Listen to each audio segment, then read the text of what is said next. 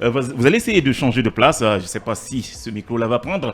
En attendant, nous allons continuer cette émission avec le supplément d'ensemble. Je reste avec vous. Mamadou Boye, on va s'intéresser au sport.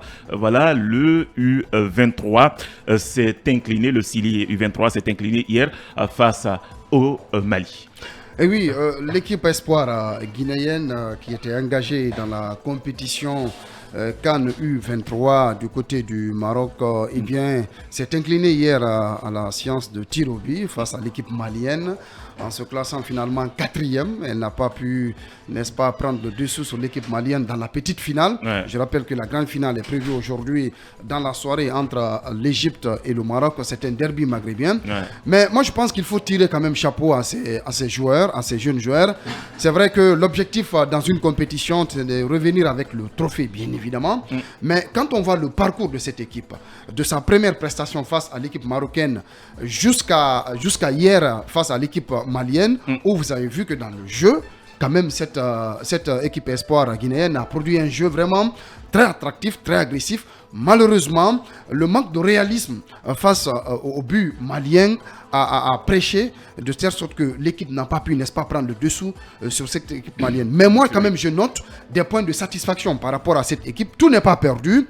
C'est vrai qu'il y a encore un espoir de se qualifier aux Jeux Olympiques de Paris 2024 qui se profile à l'horizon. Ouais. Et cela passe d'abord par une victoire contre l'équipe asiatique, qui dans sa catégorie, qui sera aussi face à l'équipe guinéenne au compte des barrages pour, n'est-ce pas, valider un ticket pour l'équipe guinéenne. J'espère et je caresse l'espoir que l'équipe guinéenne va s'illustrer avec une victoire face à l'équipe asiatique. Mais d'ores et déjà, il faut féliciter l'encadrement technique de du Sili Espoir, notamment le coach Morla Sissé. Yeah. Moi, j'ai vu vraiment un coach vraiment très très dynamique, très soudé avec l'équipe, qui a, n'est-ce pas, montré qu'il a la maîtrise sur ces jeunes joueurs. Je pense qu'il faut féliciter cela. Et de l'autre côté, il faut aussi féliciter le ministère des Sports qui a quand même fait preuve de proactivité en payant les primes des joueurs, de l'encadrement technique. Vous avez vu que tout au long de la compétition, on n'a pas parlé. Il n'y a pas eu de bruit autour de l'argent.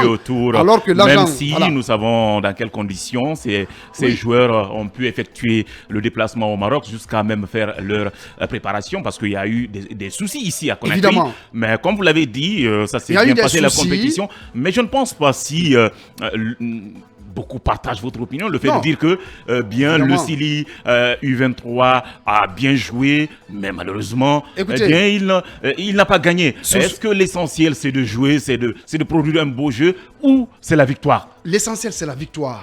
Mais de l'autre côté, il y a la défaite. On dit souvent que la défaite, elle est orpheline, la victoire a des amis, certes. Mais quand vous voyez le fond de jeu déployé par cette équipe, franchement, vous avez de quoi vous réjouir. Certes, la défaite est là. Il faut toujours avoir espoir avec le Sili Espoir. Merci infiniment. C'est tout à fait normal. Et cette équipe, elle est à encourager. Ces jeunes sont à encadrer, puisque vous le savez, leurs aînés, c'est-à-dire le Sili Senior, c'est la déception totale sur toute la ligne. Et ces jeunes, franchement, je pense qu'ils ont fièrement représenté notre nation à cette compétition. Bien, ils ont représenté, c'est long. Mamadou Boye, je ne sais pas si... je vais à présent saluer Mamadou Yaya. Bonjour. Oui, bonjour M. Bangoura, bonjour à tous les auditeurs de la radio. Ouais. Et c'est enfin un plaisir de vous revoir. Vous avez vu, j'étais obligé de dire bonsoir à Mamadou, à Mamadou Boye, vu qu'on est l'équipe de nuit, effectivement bien. Politique. Alors on va parler sport. Je ne sais pas si vous êtes trop sport, mais que retenir de la prestation de cette équipe du Sili U23 tout au long de cette compétition? Alors, permettez que je convoque cette citation de Albert Londres ce matin pour aborder ce sujet. Albert Londres nous dit « Flatter son pays n'est pas le servir. Et quand ce pays s'appelle la France, ce genre d'encens n'est pas un hommage, mais une injure. La France, grande personne, a droit à la vérité. » Alors, qu'est-ce que vous voulez dire? Je ramène ça vers la Guinée pour dire que nous méritons la vérité. Nous avons des ambitions, ou nous devons avoir des ambitions. Je pense que on peut pas dire qu'ils n'ont rien fait. Ils ont mouillé le maillot, mais la finalité, il ne faudrait pas, en tout cas, perdre de vue que c'est la victoire. C'était la victoire. La victoire. On participe à quelque chose, mais c'est pour ramener la coupe En tout cas, moi, c'est comme ça que je conçois les choses, c'est comme ça que je vois les choses. Donc, il faut qu'on arrête chaque fois de nous contenter du minimum. Il faut que nous ayons des ambitions. Les autres qui gagnent, mais qu'est-ce qui nous dépasse? Mais c'est 11-11 sur le terrain. Donc, il faut qu'on cultive cette culture de la victoire. Il faut gagner. On part pour gagner. Donc, c'est vrai, il y a une dynamique aujourd'hui qui est en train de s'opérer au niveau du sport en Guinée. Il y a beaucoup d'investissements, mais il faut qu'on capitalise tout ça, M. Bangoura. Donc, sortons de ça, oui. Quand ça ne marche pas, ça ne marche pas. Il faut revenir avec les coupes. Nous, c'est ce que nous voulons. Voilà, donc, on ne veut pas simplement une participation pour faire de la figuration. Nous voulons... Ça va venir. Vous avez vu le Sénégal avec tous les investissements. Il n'y a que l'année passée, cette année, que le Sénégal a pu s'illustrer sur la chaîne continentale. Oui, mais donc, c'est un travail de fond. Ne soyez pas pressés. Le peuple de Guinée a soif de victoires. Ça viendra. Il faut que ça vienne enfin.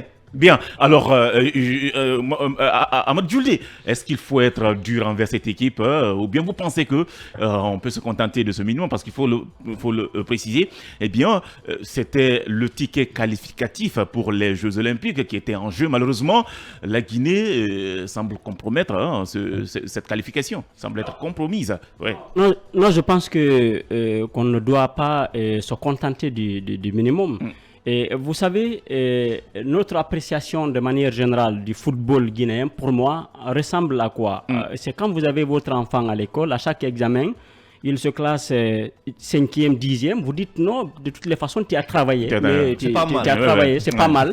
Il faut continuer comme ça. Alors que chaque année, il ne faut que régresser. C'est comme ça que nous apprécions notre football parce que à tous les niveaux, que ce soit au niveau du I23 ou au niveau des seniors, chaque fois que nos équipes ont fait des prestations, on a toujours dit non, de toutes les façons, les gars ont joué, mais ils n'ont pas marqué, ils n'ont pas gagné.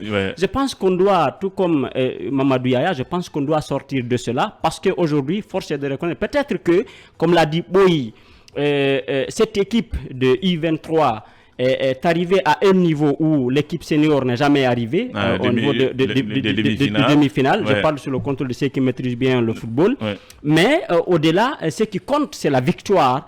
Aujourd'hui, la façon dont nous apprécions également le football, au début, nos équipes ont toujours fait de bons résultats. Au départ, parce que même cette équipe-là, les premières sorties étaient quand même des sorties qui ont rassuré le peuple de Guinée. Mais après, au fur et à mesure que la compétition a continué, nos équipes ont toujours régressé. Je pense qu'il faut éviter cela. Aujourd'hui, force est de reconnaître que, quels que soient les efforts fournis par l'entraîneur Morlaï Sissé, d'accord, Sissé, mais je pense que notre football a besoin aujourd'hui d'un diagnostic profond pour un peu pouvoir trouver où se trouve la solution. Moi, je suis d'ailleurs de ceux qui pensent que peut-être ça va vous surprendre.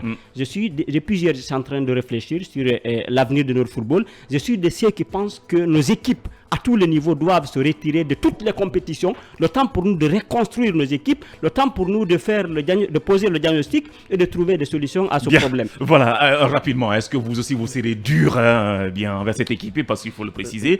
Eh bien, il reste un match de barrage qui va sans doute permettre aussi U23 de participer aux Jeux Olympiques Paris 2024. Je crois qu'il n'y a pas à jeter de l'anathème sur l'équipe dont il est question, l'équipe U23, l'espoir. Il faut comprendre qu'ils se sont battus, ils ont fait le mieux parce que je rappelle déjà à Yaya que c'était face au Tirobi que cette équipe s'est inclinée. Et on sait quand on est dans la phase des Tirobi, généralement même les grandes équipes elles tombent à ce niveau. Généralement ce sont aussi les leaders qui font tomber les équipes, parce que si vous constatez, c'est Agibou et c'est Seydouba Cissé qui ont raté les pénaltys. Ce sont les leaders, ce sont les joueurs qui jouent. Ça fait partie du jeu parce que vous avez les grands joueurs du monde qui ratent les tirs au but. Donc si c'est un joueur guinéen, moi je pense que cela ne devrait surprendre personne. Il faut plutôt encourager nos joueurs à aller à la qualification parce qu'il y a des équipes asiatiques qui les attendent. Il y a une rencontre, un match de barrage. Je pense, si je ne me trompe pas, parce que je ne suis pas trop sport, mais je crois que c'est un seul match de barrage avec une équipe asiatique. Eh bien, on espère encore, il faut espérer. On espère qu'on va bien sûr écarter ces barrages et que l'équipe guinéenne remportera pourquoi pas la coupe de cette compétition. Merci. Alors, un mot rapidement à Satou Lamarana. Oui, malgré que je ne suis pas trop sport, mais il faudrait qu'on se dise la vérité, il ne faudrait pas qu'on se voile la face. Est-ce que nous sommes prêts? C'est ça la grosse question. Est-ce que nous sommes prêts vraiment à aller au-delà de nos frontières, au-delà du continent, pour aller jusqu'à à la Coupe du Monde? Donc il faudrait qu'on se pose cette question. Et comment on peut se poser cette question? Comme il l'a assez bien dit Julde, c'est de faire ce diagnostic-là à l'interne, comprendre vraiment où se trouve le problème, faire des états généraux et surtout essayer de voir. Parce que ici, c'est l'image du pays qui est en jeu. C'est l'image de notre nation qui est en jeu. Et quand on présente une équipe qui ne peut pas vraiment honorer cette image-là, c'est un peu difficile. Imaginez, cela fait combien d'années on n'a pas envoyé de trophée en Guinée? La population, elle est là. À chaque fois qu'il y a des compétitions, nous sommes là, nous voyons des supporters qui sont là. On déploie, on investit. Il y a des fonds. Il y a des fonds qui sont débloqués pour faire vraiment cette propagande-là. Mais derrière, qu'est-ce qu'on reçoit? Rien. Seulement de l'amertume. Et donc, il faudrait revoir cela, faire un diagnostic, en tout cas changer cette équipe, ou en tout cas revoir dans cette équipe-là les pépites qu'on estime vraiment sont les joueurs qui sont bons. Nous essayons de les former, de les redynamiser et surtout aussi apporter, c'est vrai que c'est le patriotisme, mais il faudrait aussi les aider parce que quand on parle de patriotisme, à côté, il faudrait qu'il y ait un accompagnement. Et s'il n'y a pas cet accompagnement derrière, bon, ce patriotisme ira dans l'eau. Merci. Alors, en tout cas, il faut toujours souhaiter bonne chance à ce Sili U23 parce que rien n'est encore perdu. On a, comme on vient de le dire, un match de barrage qui sera joué. Le Sili fera face à une équipe asiatique pour la qualification aux Jeux Olympiques Paris 2024. On poursuit cette émission. Si c'est maintenant que vous venez de nous prendre en marche, nous sommes toujours dans le supplément. Alors, il vient de nous rejoindre dans cette émission